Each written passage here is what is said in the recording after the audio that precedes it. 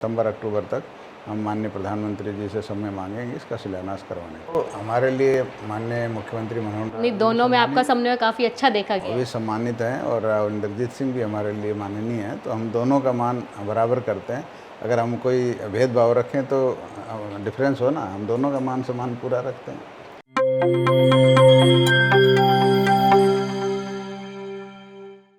नमस्कार, स्वागत है आपका। मैं हूं शैली शर्मा और आप देख रहे हैं जेपी हरियाणा। आज साक्षात्कार की कड़ी में हमारे साथ है सहकारिता एवं जन स्वास्थ्य अभियांत्रिकी मंत्री डॉक्टर बनवारी लाल। आज हम इनसे जानेंगे इनके कार्यकाल के बारे में। डॉक्टर बनवारी जी, आज आप हमें बावल विधानसभा क्षेत्र की कुछ 5 बड़ी उपलब्धियों के बारे में बताइए। सबसे पहले तो एनजेपी चैनल को मैं बहुत बहुत बधाई देता हूं और धन्यवाद भी करता हूं कि उन्होंने मेरे को यहां बुलाकर अपने हल्के की और अपनी बात रखने का मौका दिया।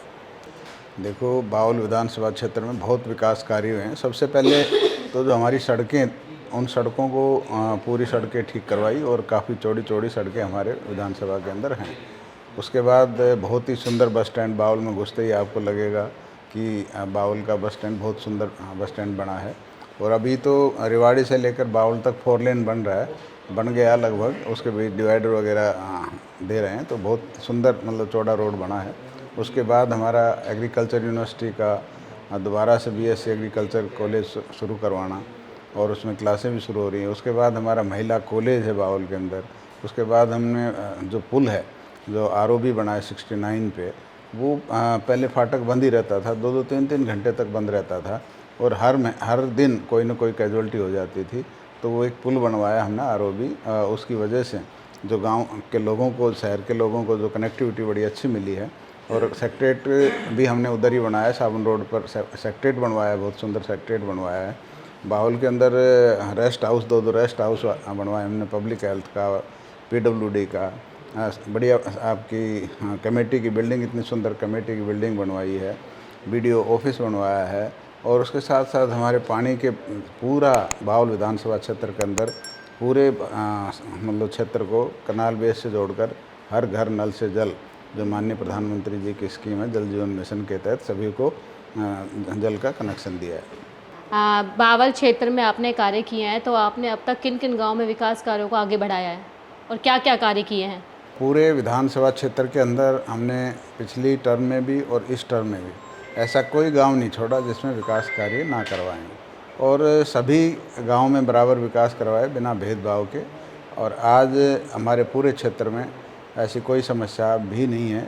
छोटी मोटी समस्या जैसे भाई विस्तार होता है, मान लो बीपीएल कॉलोनी है या और कोई रास्ते रह गए, मतलब बीपीएल कॉलोनी में बिजली नहीं है, पानी नहीं है, ये सब चीज़ें समय के साथ चलती रहती हैं।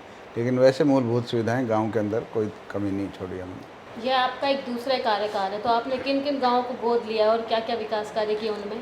देखो, पहले हमने रामपुरा को गोद लिया था, जिसके अंदर हमने अलग से रामपुरा के लिए वाटर वर्क्स बनवाया, अलग से उनका बिजली के लिए 33 केवी का सब स्टेशन बनवाया और अलग से उनका सीवरेज सिस्टम बनवाया, जो कि हरियाणा में ऐसा कोई गांव नहीं है, रामपुरा ही ऐसा है जो 10,000 से कम आबादी का, जिसमें वाटर सप्लाई और सीवरेज अलग से बने हुए हों, इंडिपेंडेंट बने हों।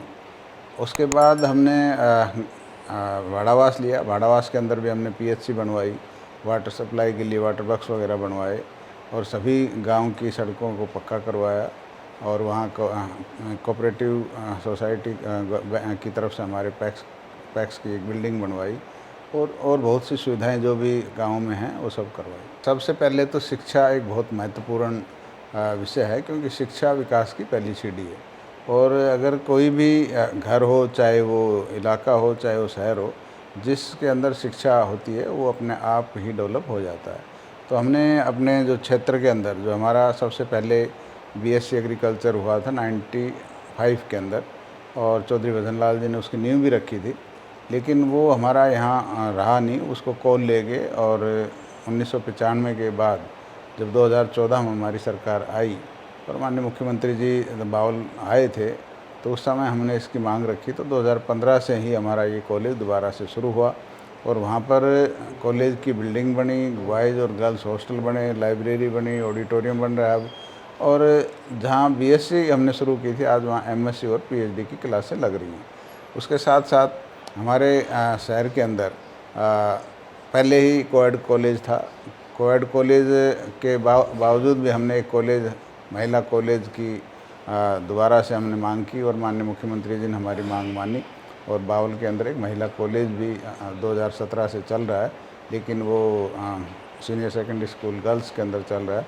अब उसकी बिल्डिंग बन रही है तिहाड़ा के अंदर और वो अगली साल तक बनकर तैयार हो जाएगी और उसके बाद बच्चियों को उस बिल्डिंग में शिफ्ट किया जाएगा। और एजुकेशन की लिहाज से जो बच्चियों को गांव से दूर भेजते नहीं थे घर वाले, उनको एक बहुत बड़ा फ़ायदा हुआ है कि घर की घर ही उनको कॉलेज मिल गया और बच्चियां उसमें एजुकेशन ले सकती हैं। उसके साथ साथ हमने पॉलिटेक्निकल कॉलेज था हमारा, वो भी 1995 में भजनलाल जी ने नींव रखी थी, लेकिन उसको भी किसी ने नहीं देखा 2014 तक।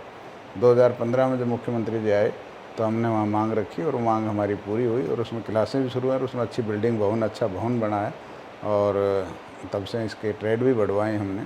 और उसके बाद ITI टाँकड़े में एक ITI बनवाई हमने। तो जो एजुकेशन के जो सेंटर हैं उनको हमने काफ़ी महत्व दिया है, क्योंकि एजुकेशन बहुत महत्वपूर्ण है। उसके बाद हमारा स्वास्थ्य विभाग है। स्वास्थ्य के अंदर हमने अभी बताया PSC भाड़ावास में एक PSC बनवाई, उसके बाद बावल के अंदर ट्रॉमा सेंटर की शुरुआत करवाई और बावल क्षेत्र के अंदर मेरे गांव माजरा के अंदर एम्स आने वाला है और एम्स जब आ जाएगा इस क्षेत्र के अंदर तो पूरे दक्षिणी हरियाणा में और राजस्थान तक। अगर हम एम्स को लेकर के बात करें तो हरियाणा में लंबे समय से एम्स पर चर्चा होती रही है। तो आप दिल्ली भी गए थे शायद कुछ दिन पहले, तो इसका कहाँ प्रोसेस है, कहाँ रुका हुआ है ये? डिले का कारण सब लोगों को पता है कि पहले हमने नहीं, वो 1 एकड़ ज़मीन के पीछे रुका हुआ है तो उसका लेकिन अब वो भी अब हो जाएगा जल्दी। उसके भी माइनर की है तो उसको कोई ऑथराइज कर देंगे और वो भी आ जाएगी ज़मीन। और अभी मैं माननीय मनसुख मांडविया जी से मिला था, स्वास्थ्य मंत्री भारत सरकार। उन्होंने आश्वस्त किया है कि हमारी DPR बनने लगी हुई है और जो ही DPR बन जाएगी तो हम इसका टेंडर लगाएंगे और सितंबर-अक्टूबर तक हम माननीय प्रधानमंत्री जी से समय मांगेंगे इसका शिलान्यास करवाने के लिए। तो आपके हिसाब से हो जाएगा ये? हाँ बिल्कुल, मैं आश्वस्त हूँ, हो जाना चाहिए जिस तरह से माननीय स्वास्थ्य मंत्री जी ने आश्वस्त किया है। डॉक्टर साहब, आपको क्या लगता है कि भाजपा कांग्रेस से ज़्यादा अच्छा कार्य कर रही है? देखो, सभी पार्टियां ही करती हैं और भारतीय जनता पार्टी भी नहीं, कांग्रेस का क्या है, ज़्यादातर जो देखा गया है अनुसूचित जाति वर्ग के लिए, तो इसमें आपका क्या मानना है? देखो, जिस तरह से कांग्रेस का इतिहास रहा है, पहले शैलजा जी को बनाया इन्होंने, पहले अशोक तंवर जी को बनाया, तो उसके साथ भी इन्होंने जो किया सबको पता है। उसकी भी बेचारे को कार्यकारिणी भी नहीं बनने दी। इसी तरह शैलजा जी के कार्यकाल को भी इन्होंने ऐसे रखा, उसमें भी कोई कार्यकारिणी नहीं बन पाई। और अब उदय भान जी बनाए हैं तो उदय भान जी की अभी तक तो बनी नहीं, हो सकता बन जाए, लेकिन अभी तक तो वो भी इस मामले में सफल नहीं हुए हैं कि वो अपनी कार्यकारिणी बना सकें। लेकिन भारतीय जनता पार्टी पूरा दलितों का सम्मान करती है, इसमें कोई शक नहीं। और दलितों के जो हक की बात है, देखो पहले इस हमारी सरकार से पहले कोई भी महापुरुषों को पूछता नहीं था, लेकिन हमारी जब से सरकार आई है, माननीय मनोहर लाल जी ने सभी महापुरुषों के जन्मदिन सरकारी तौर पर मनाए और एक समरसता का भाव समाज के अंदर पैदा हो। सभी महापुरुषों का जन्मदिन मनाएं तो सभी जाति के लोगों को उसमें बुलाना चाहिए, क्योंकि महापुरुष किसी एक जाति विशेष के नहीं होते, वो सभी जातियों को होते हैं। तो एक समरसता का भाव भारतीय जनता पार्टी समाज के अंदर पैदा करने का प्रयास कर रही है। और दूसरी जातियों के भी अभी धन्ना जाट के भी अभी जयंती मनाई है भारतीय जनता पार्टी ने। ऐसा नहीं कि भी दलितों की कर रही है, वो सभी जितने भी समाज हैं, जिन समाज के अंदर महापुरुष हैं, सभी की जयंतियाँ सरकारी खर्चे पे मनाना, उनका मान सम्मान करना, ताकि आने वाली जनरेशन को पता लगे कि हमारे समाज का हम लोगों का समाज निर्माण में, भारत निर्माण में कितना योगदान रहा है। आपका मनोहर लाल जी से भी बहुत खास है और राजनीतिक गुरु इंद्रजीत से भी बहुत खास है, तो आप ये समन्वय इतना अच्छे कैसे बैठा पाते हैं? देखो, हमारे लिए माननीय मुख्यमंत्री मनोहर नहीं, दोनों में आपका समन्वय काफ़ी अच्छा देखा गया। वो भी सम्मानित हैं और इंद्रजीत सिंह भी हमारे लिए माननीय हैं, तो हम दोनों का मान बराबर करते हैं। अगर हम कोई भेदभाव रखें तो डिफरेंस हो ना, हम दोनों का मान सम्मान पूरा रखते हैं। तो एक क्वेश्चन और ऐड कर देते हैं, आने वाले चुनाव के लिए आप क्या तैयारी कर रहे हैं? देखो, तैयारियां, विकास तो चलता ही रहता। अभी हमने बीटा का, हमारे यहाँ बावल के अंदर एक बीटा प्लांट भी लगने जा रहा है, जिसका शिलान्यास माननीय अमित शाह जी ने करनाल से किया था। 5 लाख लीटर का जो बीटा का जो प्लांट हमारे विधानसभा क्षेत्र में विधावास के अंदर बनने जा रहा है। और उसकी वजह से वो पूरा हरियाणा का सबसे बड़ा प्लांट बनेगा।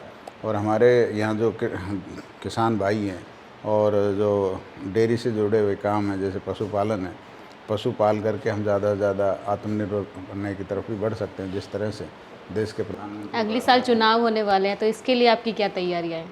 देखो, हम तो जनता के बीच में रहने वाले हैं और क्या क्या कार्य कर रहे हैं अभी तक आप?